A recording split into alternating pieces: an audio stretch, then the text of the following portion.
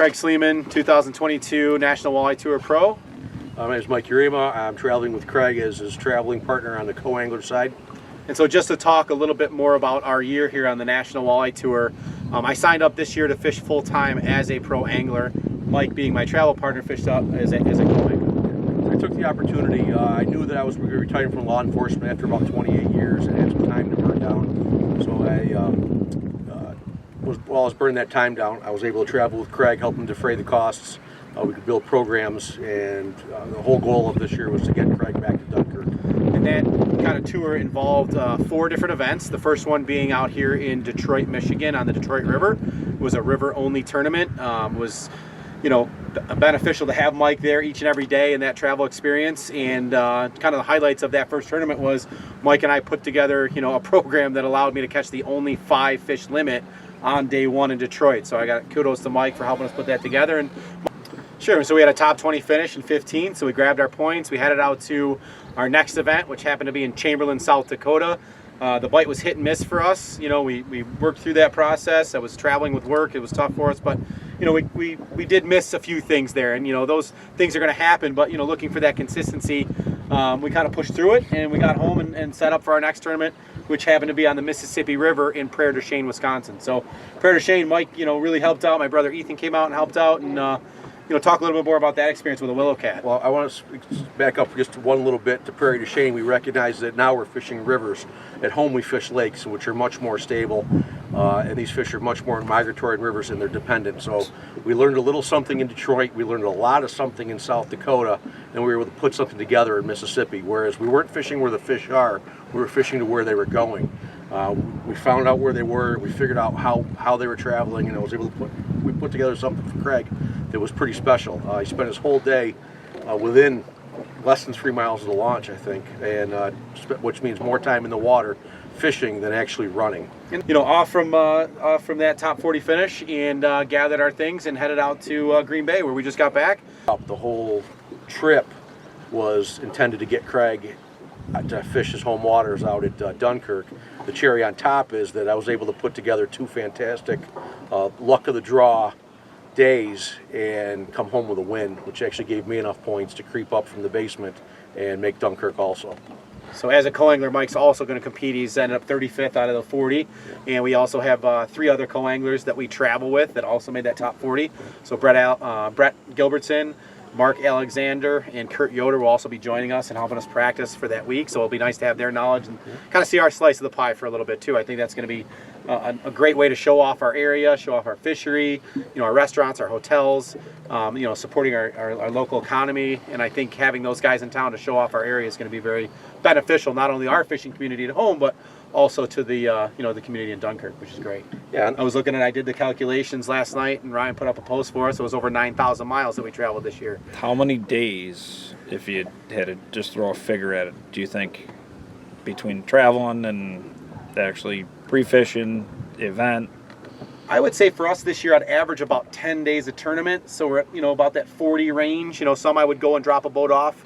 In Wisconsin, I know I drove out during Memorial Day weekend. I'd never seen a wing dam, and I'd never put a willow cat on the line. So I wanted to do that prior to practice, and I was able to do that, because we had a little extended holiday. I eat, sleep, and breathe walleye fishing for the year. I mean, I've dedicated the year. Having that support from my parents at home, from Jess, from keeping the food stocked and keeping the Gatorades cold and making sure our travel plans are going. Ryan keeping up with videos and techniques and what's going on and keeping us informed what's going on. He's traveled with us a little bit here and there as well, and having all of that put together, I think, start to finish. We started planning for this last year.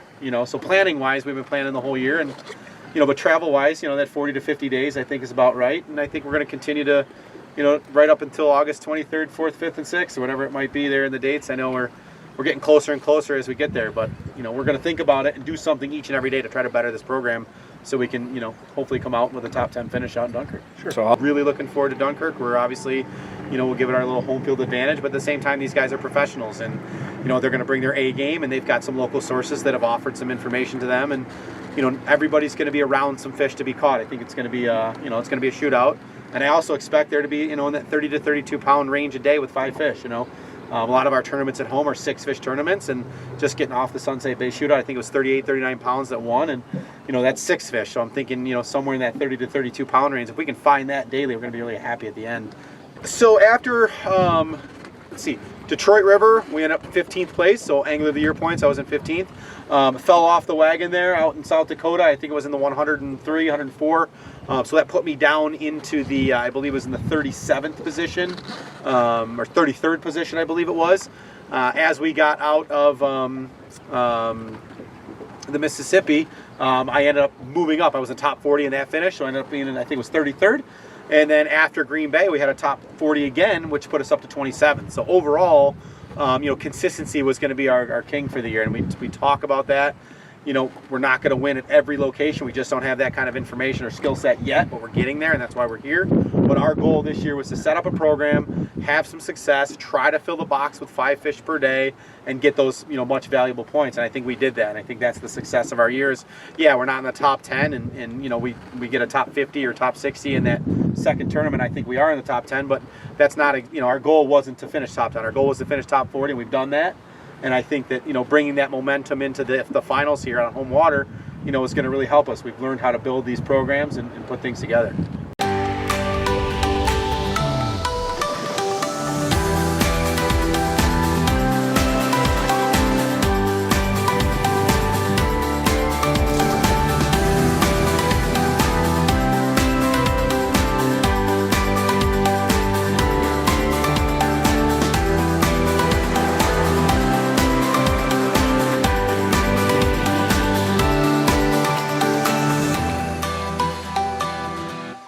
The great outdoors is calling you to the Western New York Sport and Travel Expo. Book your dream hunt or get fishing and hunting gear at special show prices from hundreds of the world's top exhibitors. March 10th through 12th at the Fairgrounds in Hamburg. WNYSportsShow.com.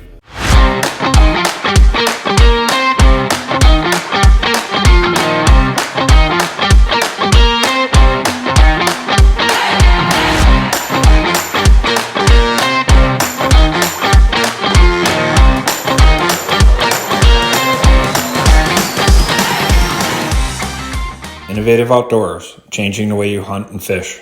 For all your hunting and fishing gear needs, check us out at innovative-outdoors.com. I'd like to